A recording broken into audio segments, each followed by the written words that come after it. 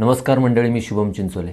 माझ्या यूट्यूब चॅनलवर तुमचं मनापासून स्वागत करतो. मंडळी, आपण पडद्यावर हॉलिवूडचे चित्रपट पाहिले असतील, हॉरर पिक्चर पाहिले असतील, बॉलिवूडमध्ये मराठीमध्ये पण पाहिले असतील. पण तुम्हाला माहिती आहे का, आपल्या महाराष्ट्राच्या मातीला जितका कडक आणि थोर नाट्य इतिहास लाभला आहे, तितकाच या रंगभूमीच्या मागे एक अत्यंत भयानक आणि गूढ इतिहाससुद्धा दडला आहे. अशी नाटकं ज्याचे प्रयोग करताना दिग्गजांना विचित्र अनुभव आला आहे, आणि अशी नाट्यगृह जिथे रात्रीच्या तिसऱ्या प्रयोगाला विंगेमध्ये काहीतरी अमानवी असल्याचा भास व्हायचा. आज आपण वरवरची कोणतीही माहिती न घेता थेट ऐतिहासिक संदर्भासहित मराठी रंगभूमीवरचे ते डार्क रहस्य उलगडणार आहोत, जे ऐकून तुमच्या अंगावर 100% काटे येईल. व्हिडिओ शेवटपर्यंत पहा, कारण आज सत्य बाहेर येणार आहे. मंडळी, विवा शिरवाडकर म्हणजेच आपल्या लाडक्या कुसुमाग्रजांनी लिहिलेलं नटसम्राट हे नाटक रंगभूमीच्या मुकुटमणी आहे. पण या नाटकाच्या पडद्यामागे एक अत्यंत गूढ योगायोग चालत आलाय, ज्याला अनेक जण शाप मानतात. या नाटकात गणपतराव बेलवलकर ही मुख्य भूमिका साकारणाऱ्या कलाकाराच्या आयुष्यात अशा काही भयंकर घटना घडल्या आहेत, ज्याने अख्खी इंडस्ट्री हादरली होती. पहिलंच नाव म्हणजे डॉक्टर काशीनाथ घाणेकर. मराठी रंगभूमीचे पहिले सुपरस्टार डॉक्टर काशीनाथ घाणेकर यांनी जेव्हा नटसम्राटाचे प्रयोग सुरू केले, तेव्हा त्यांच्या तब्येतीवर प्रचंड परिणाम झाला.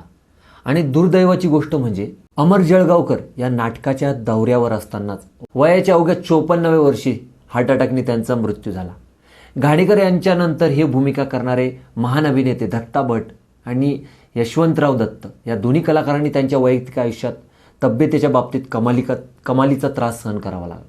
पुढे जाऊन जेव्हा सतीश दुभाषी यांनी या भूमिकेला हात घातला, तेव्हा त्यांचेही अचानक अकाली निधन झाले. थिएटर विश्वात अशी चर्चा सुरू झाली की गणपतराव बेलवलकर हे पात्र इतकं वेदनादायी आणि डार्क आहे की जो कलाकार यात पूर्णपणे बुडून जातो ना, त्याच्या भोवती एक नकारात्मक ऊर्जेचं कोंदण तयार होतं. एकाच भूमिकेशी जोडलेल्या एवढ्या दिग्गज कलाकारांचे अपघात किंवा मृत्यू होणं हा केवळ योगायोग असू शकतो का?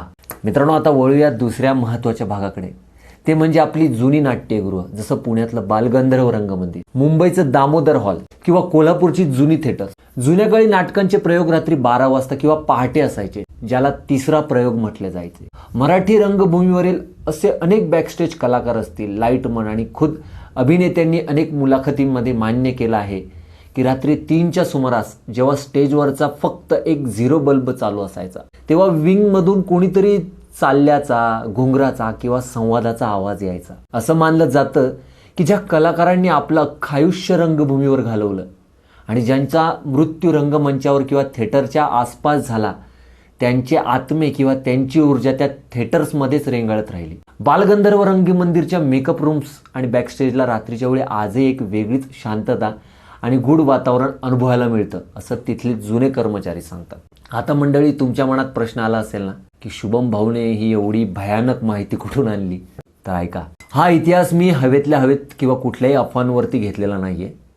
एक जबाबदार समीक्षक म्हणून मी संपूर्ण माहिती जुन्या दिग्गज कलाकारांच्या अधिकृत मुलाखती, वर्तमानपत्र, दस्तऐवज आणि मराठी रंगभूमीच्या अधिकृत नोंदणीमधून सखोल रिसर्च केलेला आहे आणि ती माहिती शोधून काढली आहे. आता एक यूट्यूब क्रिटिक्स म्हणून याकडे पाहिलं तर विज्ञान सांगतं की या निव्वळ अफवा किंवा मानसिक भास असू शकतात. कारण नटसम्राट सारख्या अथांग नाटकात काम करताना कलाकाराला प्रचंड मानसिक आणि शारीरिक ताण सहन करावा लागतो, ज्यामुळे तब्येत बिघडणं स्वाभाविक आहे. पण दुसरीकडे जेव्हा आपण जुन्या थिएटरचा इतिहास पाहतो, तेव्हा हे नाकारता येत नाही की तिथे अनेक दशकांपासून हजारो लोकांच्या भावना, कलाकारांचं ओरडणं, रडणं आणि टाळ्यांचा कडकडाट साचलेला आहे. ही एक प्रकारची इमोशनल एनर्जी असते, जी काही संवेदनशील लोकांना तिथे प्रकर्षाने जाणवते.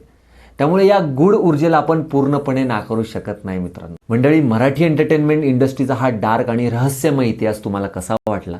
तुम्ही कधी थिएटर्समध्ये गेल्यावर तुम्हाला असा निगेटिव्ह अनुभव आला आहे का? जर आला असेल तर नक्की कमेंट करून सांगा. जर तुम्हाला या संदर्भातील व्हिडिओ आवडला असेल तर लाईक करा, कमेंट करा आणि आपल्या मित्रांसोबत शेअर करायला विसरू नका. आणि अशाच न ऐकलेल्या कडक माहितीसाठी आपल्या शुभम चिंचोले या यूट्यूब चॅनलला सबस्क्राईब करायला विसरू नका. चला, भेटूया पुढच्या व्हिडिओमध्ये. काळजी घ्या. जय महाराष्ट्र.